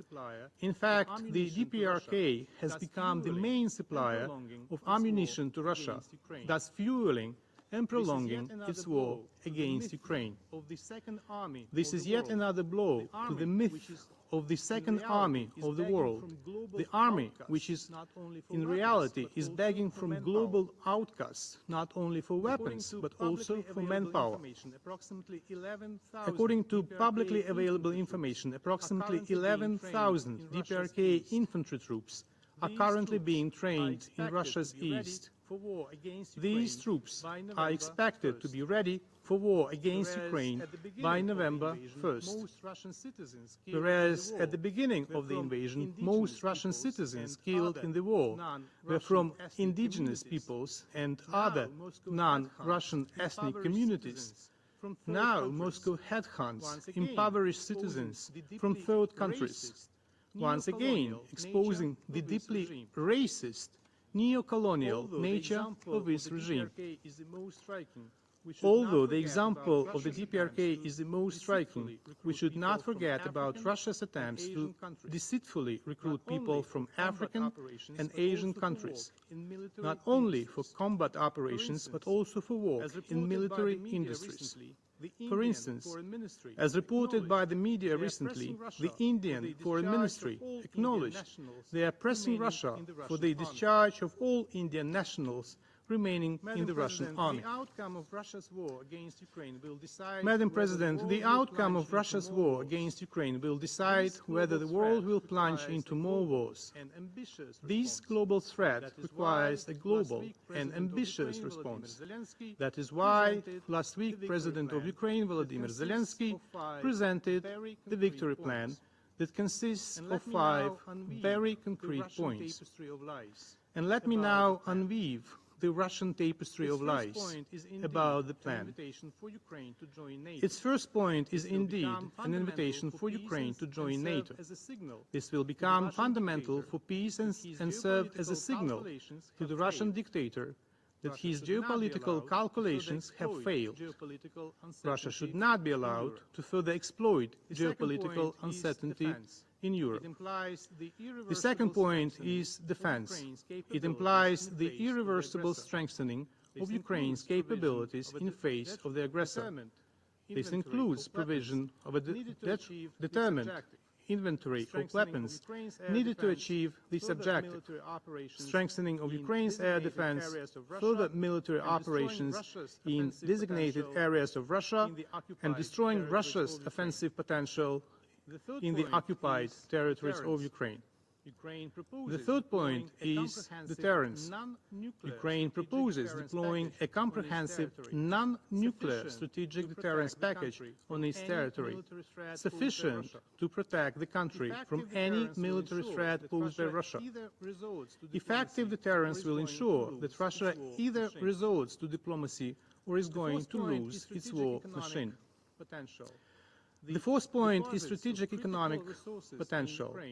The deposits of critical resources in Ukraine, worth trillions of US dollars, along with Ukraine's globally important energy and food production potential, are among the key targets of the Russian Federation in this war. Instead, Ukraine offers its strategic partners a special agreement for the joint protection of these resources, as well as joint investment and use of this economic potential. The fifth point is designed for the post-war period. After this war, Ukraine will have one of the most experienced and largest military contingents, which should be used to ensure security in Europe. The victory plan is designed to push Russia towards a just peace rooted in international law. If the aggressor achieves its goals, it will set the stage for new wars of conquest worldwide. Ukraine is open to diplomacy, but it must be honest diplomacy, grounded in a position of strength. That's the core of our peace formula, to ensure that Ukraine is not forced into unjust compromises. This summer, the first peace summit was held with the support of nearly 100 countries and international organizations. It is a clear path to restoring a just peace based on the UN Charter. Ukraine is preparing for a second peace summit to bring an end to the war. 6 thematic conferences on the peace formula's points have already taken place, and others will be held by the end of October. Based on the outcomes of these conferences, in November, the joint peace framework will be prepared, opening the way for the organization of the second peace summit. The victory plan is a critical step towards this goal. It is the bridge to implementing the peace formula, securing a successful second peace summit, and advancing the cause of honest diplomacy for a comprehensive, just, and lasting peace for Ukraine. I thank you. I thank the representative of Ukraine. I now give the floor to His Excellency Mr. Stavros Lambrinidis, head of the delegation of the European Union to the United Nations. Thank you, Madam President. I have the honor to speak on behalf of the European Union and its member states the candidate countries North Macedonia, Montenegro, Ukraine, the Republic of Moldova, Bosnia and Herzegovina, and Georgia, as well as Andorra, Monaco, and San Marino, align themselves with this statement. I would like to thank ASG Yencha for DPPA for yet another sobering briefing. As we approach the 1,000th day mark of Russia's war of aggression, its civilian toll becomes even more deplorable. The Office of the High Commissioner for Human Rights has documented a 45% increase in civilian casualties in June, July, and August compared with the previous 3-month period. A shameful trend that continued into September. At the same time, we are continuing to witness a systematic and deliberate campaign by Russia to target Ukraine's civilian infrastructure, in particular its energy production and transmission capacity. Ukraine has lost 70% of its pre-war electricity production capacity under a very clear Russian plan to weaponize energy against the development needs of Ukraine and the most basic human needs of its people in violation of international law.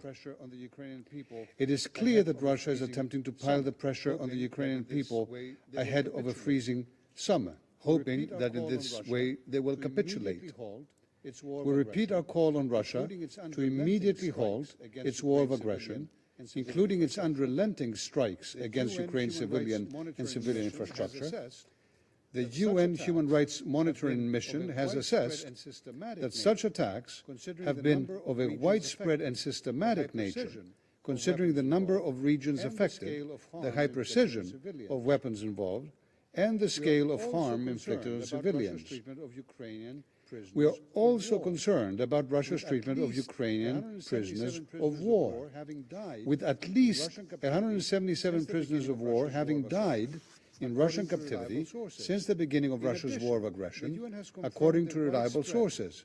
In addition, the UN has confirmed the widespread and systematic use of a wide range of different methods of torture and ill treatment, including sexual violence against Ukrainian prisoners of war by their Russian captors. Russia demonstrates continued and systematic disregard for international law. The EU condemns the prisoners' lack of access to the outside world and the denial of humanitarian access for independent monitors. International humanitarian law, including the Geneva Convention relative to the treatment of prisoners of war, must be fully respected. Madam President, Russia's disregard for human life also extends to journalists, as exemplified by the death of Ukrainian journalist Victoria Proshina while in illegal, arbitrary Russian detention. The EU remains deeply concerned about Russia's ongoing harassment, intimidation, and violence against journalists and media workers, covering war zones and front lines, also through the issue of international arrest warrants. Russia is also intensifying its efforts to disrupt the Black Sea corridor with attacks on civilian port infrastructure and civilian vessels in and around Odessa. Ships from Panama, from Palau, from St. Kitts and Nevis, carrying grain for export have been hit by Russian ballistic missiles. In other words, Russia continues to weaponize food and deliberately undermines global food security. All countries must unequivocally condemn these attacks on the freedom of navigation and global food security. Madam President, if such illegal aggression and such international crimes go unpunished, then we are entering a very dark world. Russia and its leadership must be held fully accountable for waging a war of aggression and for other most serious crimes under international law, as well as for the massive damage caused by the war.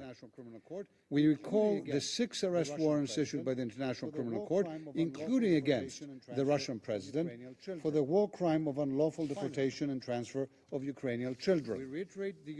Finally, we reiterate the European Union's support for a comprehensive, just, and lasting peace in Ukraine, based on the UN Charter. No country wants this more than Ukraine, More than 100 countries and organizations expressed their support to the Summit on Peace in Ukraine hosted by Switzerland this summer. To this end, Russia, the aggressor, must withdraw all its troops from the entire territory of Ukraine. Any serious proposal for peace must be based on the UN Charter and international law, as clearly laid out by the UN General Assembly in its own resolutions. We call on all countries desiring and just and lasting peace, including participants in the upcoming BRICS summit in Russia, to convey this UN message loudly and clearly to Russia's leadership. We also urge third countries to cease all assistance to Russia's war of aggression. This includes not only direct military support, but also the provision of dual-use goods and sensitive items that sustain Russia's military-industrial base. Madam President, I close by reaffirming that we will continue to support Ukraine and defend the UN Charter in response to Russia's aggression, and we will do so for as long as it takes. Thank you. I thank His Excellency Mr. Lambrinidis for that statement. I now give the floor to the representative of Poland. Madam President, Excellencies, I extend my gratitude to the ASG Mirosław Jeńcza for his informative yet disturbing briefing. We approach, it has been mentioned a few times today, the 1000th day of Russia's illegal and brutal war of aggression against Ukraine. I would like to begin by acknowledging the remarkable resilience and determination of the Ukrainian people. Despite immense hardship, they continue to fight for their freedom and democracy. This is also evident in the country's progress in implementing a wide range of reforms on its European and Euro-Atlantic path. Russia's indiscriminate assault shows no signs of abating. It continues to launch heinous air strikes targeting Ukraine's energy grid and critical facilities, including nuclear ones, with the aim of destabilizing the economy and society. Ukrainians are suffering from deliberate and targeted attacks on civilian infrastructure, including hospitals, schools and kindergartens. Civilians are the targets of the Russian aggression. The Kremlin's main goal remains unchanged: to cause widespread power outages and exacerbate the humanitarian crisis during the winter, ultimately aiming to provoke a large humanitarian crisis. Madam President, Poland urges Russia to immediately cease its aggression against Ukraine and stop violating international law, including international humanitarian law and human rights law, and to stop disseminating disinformation, as we also heard today with the false quotations. We are gravely alarmed about the recent agreements and developments of the other states' support for Russia's war efforts in Ukraine and military assistance to the aggressor. We condemn the transfer of weapons to Russia, the belligerent state, in the strongest possible terms. Poland resolutely advocates for accountability for all violations. We endorse the efforts of the UN Independent International Commission of Inquiry on Ukraine, the International Criminal Court, the investigative initiatives led by the European Union and the Council of Europe's work to establish a future compensation mechanism. We support a peace initiative that is firmly grounded in the international law, particularly the UN Charter. Achieving a lasting peace necessitates the rejection of the notion that borders can be altered through the use of force. Any lasting solutions must also dismiss Russia's and other proposals, such as the idea of the sphere of influence, which contradicts the fundamental principle of sovereign equality of states. Such a concept is a dangerous and outdated colonial relic that must be rejected. In conclusion, Madam President, Poland reaffirms its unwavering commitment to the Ukrainians' defense of its sovereignty and territorial integrity. The Ukrainians' peace initiatives constitutes the only roadmap to a just and enduring peace. It is time for Russia to heed the call of the international community, cease its aggression, and withdraw its forces from illegally occupied Ukrainian lands. Together we can help Ukraine rebuild, heal and reclaim its rightful place in a peaceful and prosperous Europe. I thank you. I thank the representative of Poland. I now give the floor to the representative of Finland. Madam President, I have the honor to address the Council today on behalf of the Nordic countries, Denmark, Iceland, Norway, Sweden and my own country, Finland. We thank the Presidency for the opportunity to address the Council and extend our appreciation to Assistant Secretary General Jenča for his briefing. It has been almost 1,000 harrowing days since Russia brought the horrors of war back to Europe with its full-scale invasion of Ukraine, and it is 10 years since its illegal annexation of Crimea. This blatant violation of the United Nations Charter has resulted in the largest displacement of people in Europe since World War II, with close to 7 million refugees in the continent and beyond, and 3.7 million people displaced inside Ukraine. Madam President, Russia wages a reckless war against civilian population and civilian infrastructure in Ukraine. The UN estimates nearly 38,000 civilian casualties. The military casualties affect entire generations of Ukrainians. Russia's massive attack against Ukraine's energy infrastructure have further exacerbated humanitarian needs, and Russia's activities around Zaporizhzhia power plant have raised the risk of a nuclear incident. Ukraine has every right to defend its independence and sovereignty against foreign aggression. This inherent right of all nations is enshrined in the United Nations Charter. Russia's war of aggression against Ukraine concerns us all. People far from the battlefields all across the globe feel its effects in food, fuel and energy prices. In the last few weeks, Russia has intensified its attacks on civilian port infrastructure and civilian vessels in the Black Sea corridor. Yet above all, we all must ask ourselves the following. What is left of our respect for the United Nations Charter if we let borders be redrawn by force? If there is no accountability for ruthless aggression and grave violations of international law. By supporting Ukraine, we are defending international law, including the United Nations Charter. We cannot let grave violations of it go unchecked, not in Ukraine, not anywhere in the world. It is in the direct interest of all of us. The Nordic countries reiterate their support for Ukraine's peace formula as a basis for a comprehensive, just and sustainable peace. Eventual peace must be firmly rooted in the United Nations Charter.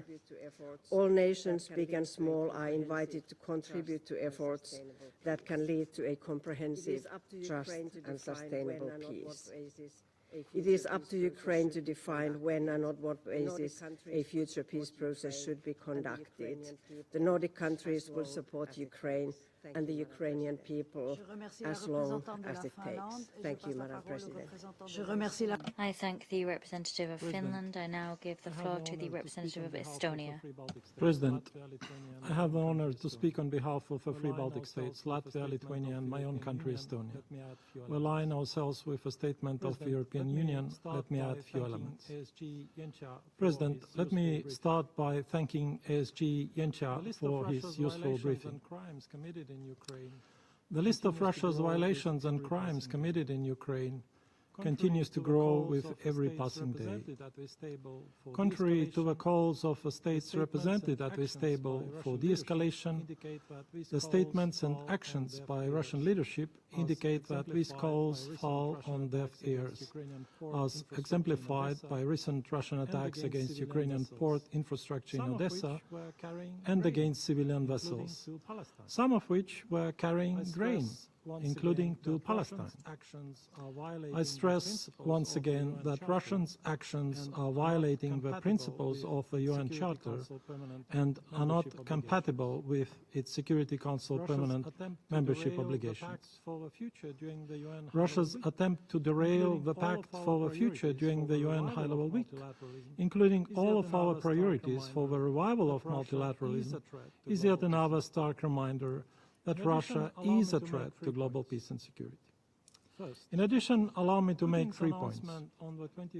First, Putin's announcement on the 25th of September on the revision of Russia's nuclear doctrine is a continuation of irresponsible nuclear rhetoric we have seen since the start of aggression against Ukraine. If Russia's leadership thinks that nuclear saber-rattling helps to facilitate a peaceful solution to this war, there is a far easier solution, and the war and military escalation and withdraw your troops from Ukraine. Second, the increasing involvement of Iran, the DPRK and Belarus in Russia's aggression against Ukraine must stop immediately.